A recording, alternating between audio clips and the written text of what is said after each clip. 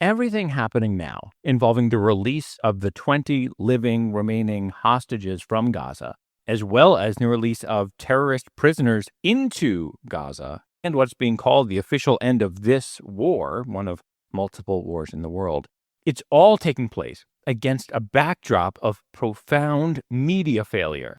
We can't really understand what's happening without understanding how the media has twisted everything, lengthening this war and helping the hostage takers hold on to them in hellish captivity for all this time.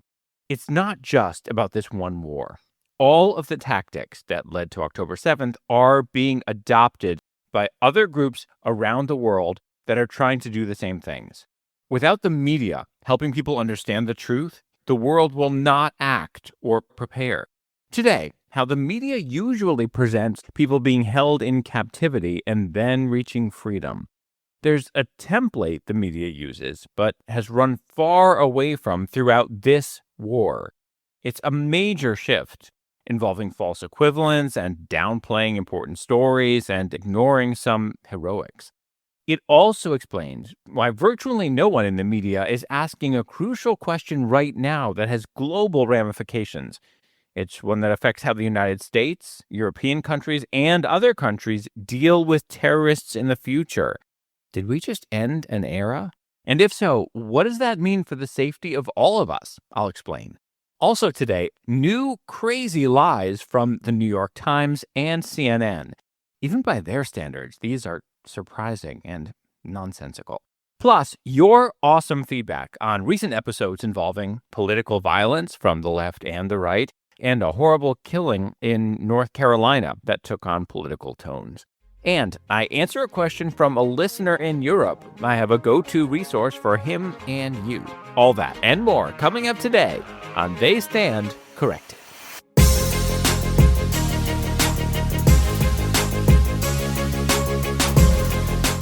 Hello and welcome. So good to have you here. My name is Josh, and this is They Stand Corrected, my podcast that fact-checks the news. I am so thankful for everybody listening and sending ideas and sending feedback. I have some that I pulled together here. Let's see, Gloria, who wrote about last week's episode and also shared the newsletter. She said, everyone who thinks they know about October 7th must read this. Thank you. Over on Spotify, people can put in comments on individual episodes. I did one recently about political violence in the United States coming from the left and the right. Joelle wrote, thank you, Josh, for your even-handed approach to the acceptance of violence as a method of resistance. It is completely barbaric. It is completely authoritarian. It's wrong whether it comes from the right, left, up, or down. Thank you for sharing that and holding the news for their part in fomenting the violence or sanctioning it. I really appreciate that. Also, somebody caught something. Oh, I love when this happens. I have talked in a couple of episodes about this horrible killing in Charlotte, North Carolina. I have also talked in some episodes about something totally different. Years ago, there was a Nazi rally in Charlottesville, Virginia. Well, apparently, at one point in referring to Charlotte, I said Charlottesville by mistake. So thank you to Rachel Goldberg, who noted that. I received this question from a listener in, I'll look up how to say this, Leeuwarden, the Netherlands. Hopefully I said that right. Listener Menuhin Lampa. I looked up that city, by the way. It looks beautiful. It's up along the northern coast. Menuhin asked me if there are any quality responses that I have seen to the United Nations' latest report, yet again accusing Israel of genocide in Gaza. I've done episodes about how it's factually not genocide. That's just not what genocide is. Doesn't matter how loudly people scream it or how many people scream it. Anyway, he asked if there are specific responses to this. There are, and there are several, but here's a really good resource for you. It's called UN Watch. They do a good job of responding in UN-type language with documents and citations of laws and citations of history. I'll put a link to that in the newsletter.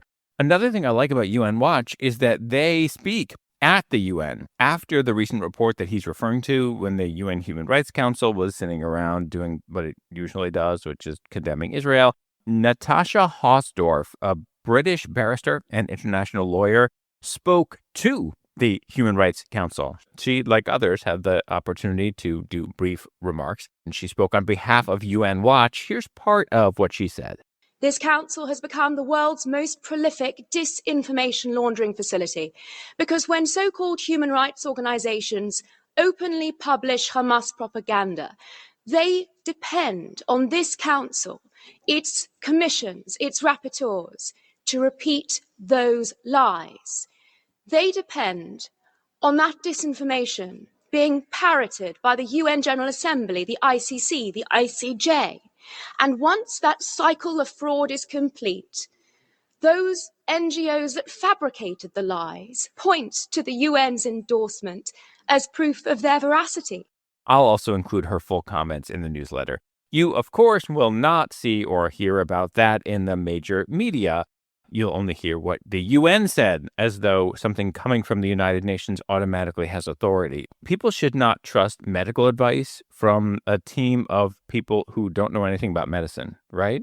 Well, the United Nations is composed of people who were sent there by their governments, including governments that have horrific human rights records. Why would anyone listen to them about any other country's human rights record, especially that of a democracy? It doesn't make any sense. It's literally just a title that the media pretends must automatically carry some weight, and it doesn't.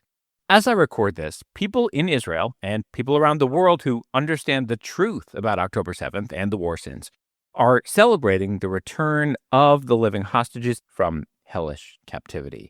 It's unclear when the remains of what are believed to be another 28 slain hostages will make it home for burial. But amid the celebrations, rioters are also out in full force around the world, rioting against this. The same people who claimed to want ceasefire actually are bloodthirsty and want more war because they are radicalized largely by the media. The anti-Semitic hatred of Israel has become so core to their identities that they can't stop pushing for more bloodshed. Nothing about this is normal for the world. In all other cases, when hostages are released, the media has no problem presenting total clarity around good guys and bad guys. Let's start with this one. For the first time, we are seeing the faces of the 16 Americans and one Canadian missionary at the center of the international hostage crisis that unfolded in Haiti for 2 months. They are free this morning. That's ABC in 2021.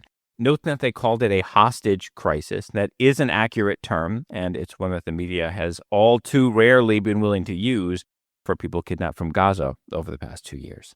As for this group of missionaries in Haiti, there is some mystery over exactly how they got out. It was reported as an escape. The gang that kidnapped them, called 400 Mawozo, they had demanded millions of dollars in ransom, and apparently ransom money was paid, and then the gang reneged on its promise to let them all go. There are some reports suggesting maybe someone in the group let them escape, or maybe they just managed to escape on their own. We don't know all the details.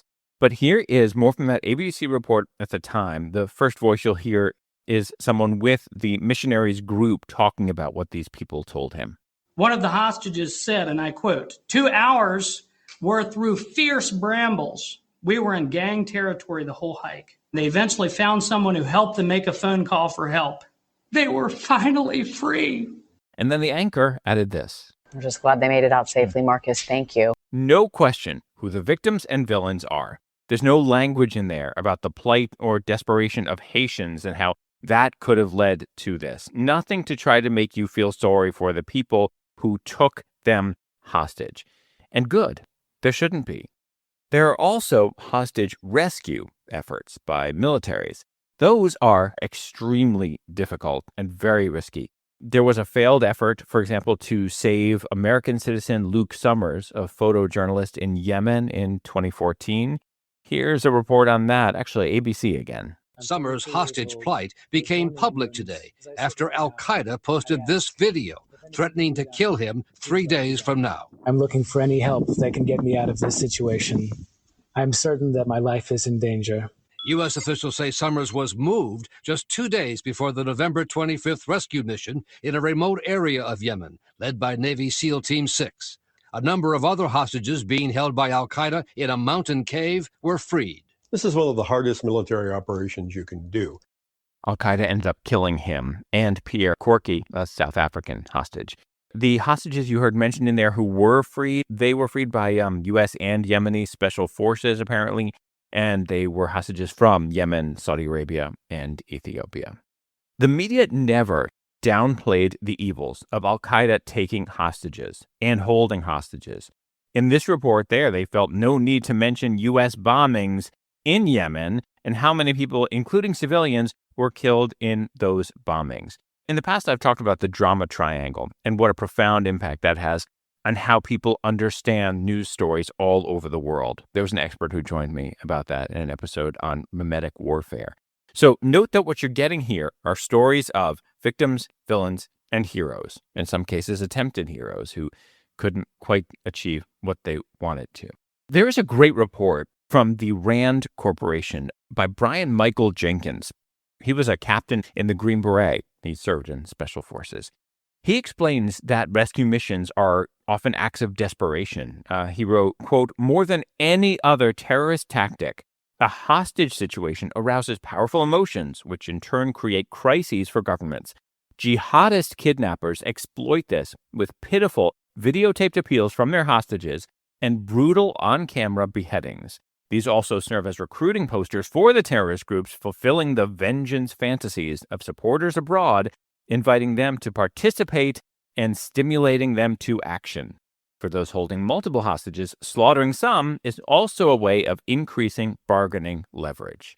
Okay, so given all that, and given the high probability that people will be killed by jihadists, it makes sense that when there are hostages being held, governments will try to rescue them. When it does work, it's amazing and heroic and impressive. Did you ever once get that sense from the news over the past 2 years when Israel has managed to actually rescue some hostages? Not only that, but these folks were often held deep underground in what is by far the largest tunnel network ever. Here's a clip from ILTV, an English language news site from Israel. The Bedouin father of 11 was found and rescued by Naval Special Forces and the Yahalom Combat Engineering Unit, deep in a tunnel in South Gaza. The operation was based on precise intelligence. According to the IDF, al-Qadi was not in the tunnel for the entire 10 months of captivity and was moved around several times. A Bedouin father of 11 was rescued. Most people have no idea that even happened. That story was covered, but it was drowned out by the constant onslaught of Hamas propaganda being presented as news. So it didn't stand out. There was no excitement, no thrill. No one knows this guy's name. There was no focus, no big phenomenon of people all over the world celebrating that heroic achievement. I went through some stories in which that particular rescue even was covered.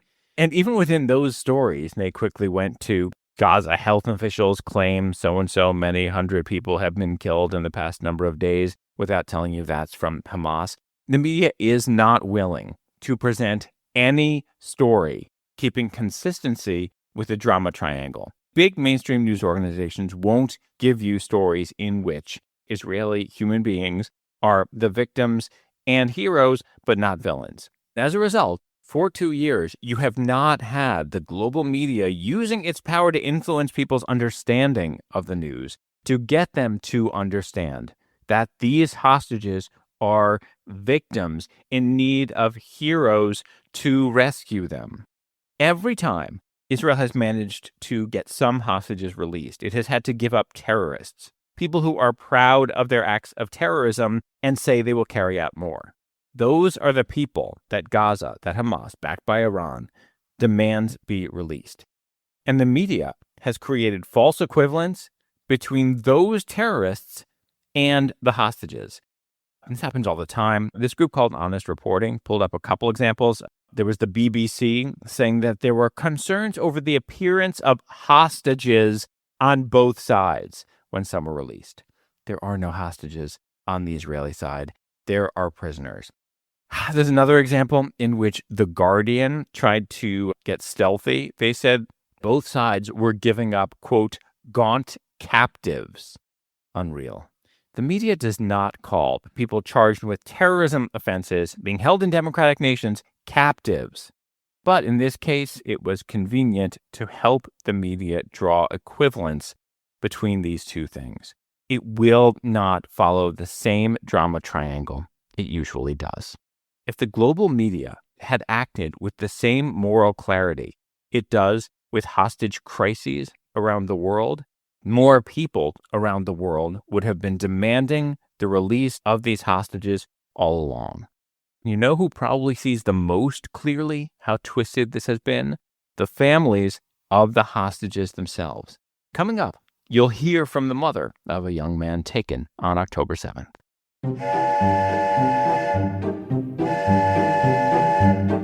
Do you remember the little engine that could? Let's talk about that for a second. The dangerous polarization taking over our society is being fueled by the media. And there's a reason for that. The market rewards it.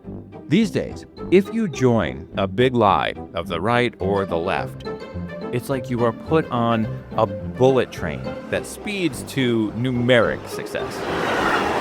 This show goes against the market, and so it is a much tougher, harder path to grow this show. We need your support to grow this movement for truth, to help fuel this train up the hill. Here are things you can do. Yes, you can become a paid subscriber to the newsletter. That's helpful. Also, there are free things you can do. Rate and review this show on the platforms, wherever you're listening to it now. Everyone who does that makes a huge difference because that's how those algorithms work. Tell individuals about this show. Contact someone you know and say, I think you specifically would find this episode interesting, and here's why.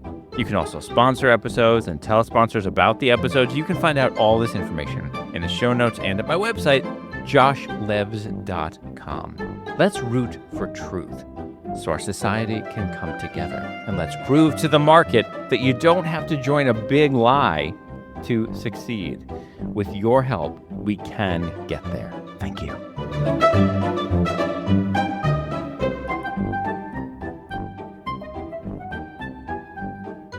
Among the hostages released this week were two guys from Kibbutz Kfar Aza, a place I took you to last week, a place filled with peaceniks who have spent years trying to help people of Gaza in all the ways they could, and Gazans responded by massacring them. Gali and Tzvi Berman are 28-year-old twin brothers, now home. Another freed hostage is Alon Ohel. He's a pianist who was kidnapped at the Nova Music Festival, another place I took you to last week. Here's sound of his family, mostly his mom, Idit, when they saw on a screen that he was released. I'll put the video in the newsletter so you can see it. She's beaming. She's saying, he's handsome. He's smiling. He's just so sweet. You can't understand. The jubilation people are feeling is beautiful. The world should know about this and about the hell that these families have been through for 2 years. The media has blown it during that time. I spoke with Idit Ohel about this in June at Hostages Square in Tel Aviv. So Alon, our son, beautiful son, he was at the Nova Festival, was kidnapped from a bomb shelter. He was 22 at the time and turned 24 in captivity. You probably heard about grenades throwing into the bomb shelter and RPGs and gunshots and everything. He was injured. He has sharp nails all over his body and in his eye, so he doesn't see in one eye, and 40 meters under the ground in a tunnel, being starved, bound in chains in his legs. It's very important for us people to convey his story and his situation and his injury because we need him to come home to get medical attention. Alon has never gotten any medical attention from any doctor. No doctor has seen Alon from the 7th of October till today. The Red Cross has never seen any of the hostages. The Ohel family and others helped set up a piano in Hostages Square. And there are others around the world in tribute to him and other hostages, and they invite people to play. Just like so many other family members of hostages throughout this war, Idit says the media has not been telling the story. Because we have Al Jazeera saying what they're saying, and the CNN is not. Yeah, it's still wrong. And I'm glad that you're here to find the truth and see the truth and see the other side of things. Families like hers have had to keep speaking out every chance they get. telling the story of their pain, struggle, and desperation because the media never took up the mantle. That has been a profound moral failure. That also explains why the media has been eating up this angle. Night after night, Israelis taking to the streets demanding their prime minister make the concessions needed to reach a hostage deal. That's NBC. It's a clip I shared with you in a previous episode. When the U.S. media has talked about the hostages, so much of the time, this has been the framing. Not why won't Hamas release the hostages already, not how horrific it is that Hamas has hostages, but instead this. Why isn't Israeli Prime Minister Benjamin Netanyahu getting the hostages back? And these protests have been part of the story, absolutely. But the media has been failing to point out something basic. Since when is it up to a government to negotiate with terrorists? Here's a little clip from episode 23 of this show. This is the same media that usually supports the principle of not negotiating with terrorists. Here's CNN last year when the United States got some hostages released from Iran. So Iran is one of the only 4 countries the U.S. government officially designates as a state sponsor of terrorism. I know the U.S. does not negotiate with terrorists, but this negotiation was done through a third party. Is it Switzerland? That's right. And here's PBS speaking with U.S. Ambassador Linda Thomas Greenfield. We have designated them as terrorists. We would not be asked in the United States to negotiate with terrorists. Al-Shabaab is responsible for the deaths of thousands upon thousands of Somalis. It is responsible for this country being in the situation that it's in right now. The media treats that as a legitimate answer, but not when it comes to Israel. There suddenly it's, oh, how dare Israel not have given up more by now? The fact has not changed. It has always been up to Hamas and the people of Gaza to end this. They can end this war at any time by returning the hostages and ending the terrorism. I also played you then MSNBC host Joy Reid complaining that Israel killed someone that she called the negotiating partner from Hamas, but she herself has said how important it is to not negotiate with terrorists. This hypocrisy is so obvious, but they don't even realize it because in the media, people are so used to the idea that when it comes to Israel, all of the usual journalistic rules are off. And that failure helps explain why almost no one in the media is asking a big question right now. Now that Trump has announced this deal and talked about negotiations with Hamas, not just indirectly, he has talked about negotiating a deal with Hamas and other parties, of course. Is an era now over? Does the United States now say publicly that we do negotiate with terrorists? If so, what does that mean for all the terrorist groups worldwide? Can they now expect the U.S. to openly negotiate with them and European countries? What does that mean for hostage taking anywhere? Can terrorist groups everywhere now expect high-level meetings and openly acknowledged negotiations in which they get criminals and terrorists released? It's always been the case that U.S. opposition to negotiating with terrorists isn't really that simple. There have been backdoor channels and indirect deals made over the years. But this is straight up negotiating with terrorists. Now, it's true that the media doesn't acknowledge that Hamas is a terrorist organization. However, it knows that the U.S. considers Hamas a terrorist organization. So the question should be asked, why isn't the media asking about this in general? Because that would require the media to acknowledge that this whole time, it has been placing the onus on Israel, not Hamas, to end the war and get the hostages back. The military, the world, the media are supposed to make clear who the terrorists are that did a horrific thing. And the pressure is supposed to be on those terrorists to stop. But the mainstream media has been all about blaming Israel throughout this entire war. That has helped Hamas get support and radicalize people all over the world. Even if Hamas, under its current name, does not rise back up, it easily could. But even if there is a new name, the media has portrayed hostage takers now as victims in the drama triangle. What kind of long-term repercussions will that have? Around the world, people absorbing all this media have come to believe that hostage takers can be the good guys now, and that the United States will negotiate with them and help them get things directly. Where does that leave us? Coming up.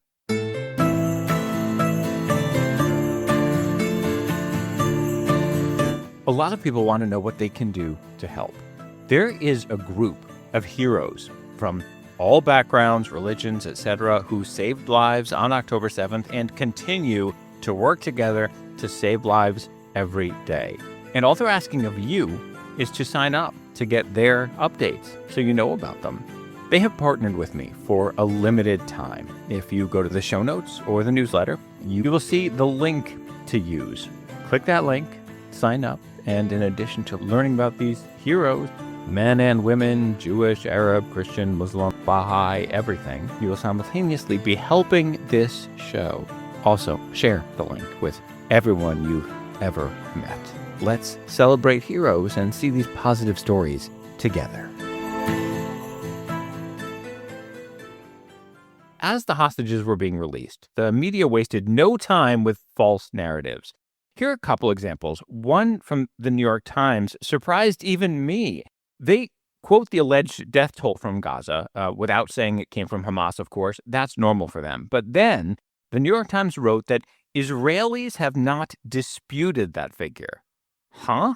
Israel has disputed the Hamas figures repeatedly, and so have independent experts. Even other big media have acknowledged this. Just last month, the Associated Press noted that Israel disputes those figures. Last week, CBS noted that Israel disputes those figures. I emailed the Times and posted on X, but of course have not heard back. Even for the Times, that one is wild. And then there's this from Christiane Amanpour, someone I've talked about on this show before. She's a star at CNN and gets so much wrong. A listener sent me this, a crazy claim she made about the hostages. That it will take a long, long time for them to recover physically, but also mentally. It's been a terrible, terrible 2 years for them because not only are they there, they're probably being treated better than the average Gazan because they are the pawns and the chips that Hamas had. Now Hamas has given up all its leverage, by the way, by giving them all up. Treated better than the average Gazan? What the actual hell? These folks have been starved. They are emaciated. Unlike Gazans, by the way, despite the media's lies, there are all these videos of huge crowds in Gaza celebrating the return of terrorists. And the media is not stopping to point out that you can see in these crowds, there are no signs of widespread starvation. None. They also have working cell phones and power, despite all these claims that there's somehow no power in Gaza. Hostages have been abused, sexually abused, including men, held not just by Hamas fighters, but also by what the media calls Gazan civilians, who took some of them in basically as slaves. We don't yet know all the details of the hostages who were just released, but we are perfectly capable of looking and seeing their emaciation. In this case, Christiane ended up apologizing. That was insensitive and it was wrong. From speaking to many former hostages and their families, like everyone, I've been horrified at what Hamas has subjected them to over 2 long years. They've told me, as you've just heard, their stories of barely being able to breathe in the tunnels, not being allowed to cry, being starved and made to dig their own graves. And of course, today, some of the hostages are coming back in body bags. Okay, a couple things about this. First, this shows what happens when people speak up. It's such a powerful sign of why it's so good when you get in touch and highlight awful things done in the media. One little point about what she said, though. She said, like everyone, she's horrified. That's obviously and sadly not the case. A huge swath of the world and a huge swath of America is not horrified. Speaking of that, NPR just did an interview with the vile anti-Semitic streamer Hassan Piker I've told you about. He supports Hamas atrocities, and as usual, a mainstream news network played him up as some great left-wing figure who could help Democrats. So, no, not everyone is horrified. And look, I know what it is to be on the air live on CNN and say something by mistake. But what she did there wasn't that, because anyone who understands what's been going on knows better than to even have thought that in the first place. What else does she get wrong in Live Shots? On Instagram today, I'll be posting about this, and in the newsletter as well. I'm saying now she can apologize for other things I've pointed to in previous episodes of this show, like how she lied about global intelligence on Iran's nuclear capabilities, and how she called Al Jazeera a trustworthy source of news, and more. If we speak up, there can be more apologies, and even change from the media. So keep sending stuff my way. I know that many of you are currently seeing problems in the media coverage as this episode comes out. Many of you also have questions. Like some people have been asking me why the hostage deals involve letting go of so many terrorists. That gets at a big cultural value that the media is failing to explain. And there's more that you want to know. So come at me with your questions, feedback, everything. As you may know, there are two great ways to reach me. The best is through the newsletter, and the other is through a form at my website, joshlevs.com, JOSHLEVS.com. Just click on the form. In the newsletter, you'll see that I've written about how important it is to recognize this moment in 3 dimensions. I've also written about how this moment puts both versions of the so-called Trump derangement syndrome to the test. Those who can only hate everything about him and those who can only worship everything about him. Reality is not that simple. The media will, of course, continue its same bias after this. That's not going anywhere. But in every battle for truth and justice, it's important to celebrate successes. The return of these hostages and what is being called an end to this war, hopefully that will last, is, at least for the time being, a cause for celebration. Not just for Israel, for the free world against Islamist terrorism, and especially against Islamist terrorist groups backed by Iran. If only the media would make that clear. As always, thank you so much for listening, and I will see you next week.